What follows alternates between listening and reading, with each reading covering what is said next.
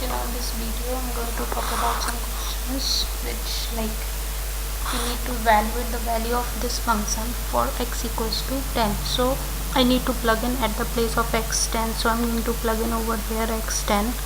So that's 5 times 10.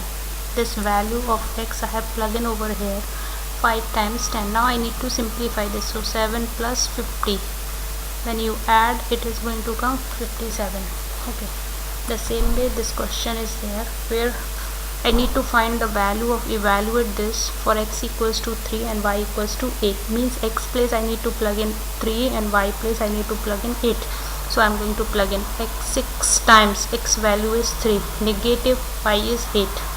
Okay, 6 times 3 is going to come 18, negative 8. 18 minus 8, that's going to be 10. Now next question, here in this only the x variable you can see, and for that we need to calculate at for x equals to 8. So at the place of x I am going to plug in 8. So this is 8 and the square is there, that will remain same. This is 3 times 8. So 8 square means 8 times 8, that is going to be 64. 3 times 8 is 24. When you add that, that is going to be 88. So this how we have solved these three questions. We come to the next question. This is the question, I need to find out the value of this expression at x equals to 2 and y equals to 0. So wherever you see x, that place I need to plug in 2 and y place 0. So I am going to plug in 2. Okay, 2 minus half, this is 2 square, 3 times y is 0, so 0. 12. Okay, now I need to solve it out this. So okay, here we go, 2. Okay, half, 2 square means what, 4, so 4, 3 and 0, so 0 is going to be 0. Either 0 square means 0 times 0, that is going to come 0. So this 0 square is going to be 0. No, now this we can simplify, this is 2 times. Okay, now we simplify one more time, 2 minus what is remaining over here, 2, and that's 1 over here. So 1 times 2 is going to be 2, and this 3 times 0 is 0. Something multiplied by 0 always be 0. Now this is 2 minus 2, so that is going to be cancel out because this is positive 2, negative 2. So 2, and here inside what is left, nothing, 0. So 2 times 0 is going to be 0. So this is how we have solved this question.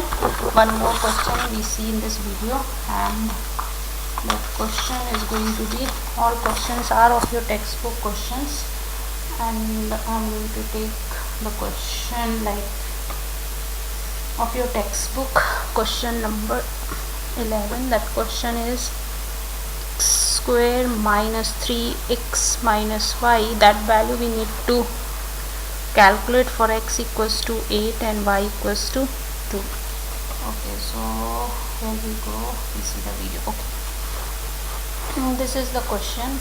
Okay, now this expression value I need to evaluate at x equals to 8 and y equals to 2. So wherever you can see 8x, you need to plug in 8, and wherever you see y, that place I need to plug in 2. So 8, x plus 8 and the square will remain same, 3. This is 8 minus 2. Okay, 8 square what is going to be, 64 minus 3, 8 minus 2 is 6. Okay, 64 minus 18, 14 minus 8, 246. This is going to be answer. Okay, now we go one more question. Okay, that question is of your textbook, and the question is question number 14. Okay, here the question is 7 times x minus 3 over 2x minus 16 for x equals to 9. So I need to plug in at the place of x, what I need to plug in, this is your question, and we need to evaluate this function value at x equals to 9. So I need to plug in x place 9. So I'm going to plug in 9 minus 3 over 2 times 9 minus 16. So 7 9 minus 3 6. 2 times 9 is 18 minus 16. 7 times 6, that's going to be 42, and 18 minus 16, that's going to be 2. So 42 divided by 2, that is going to be 21. So that's the answer. This is how we have solved these questions. We see more problems in the next video. Thank you.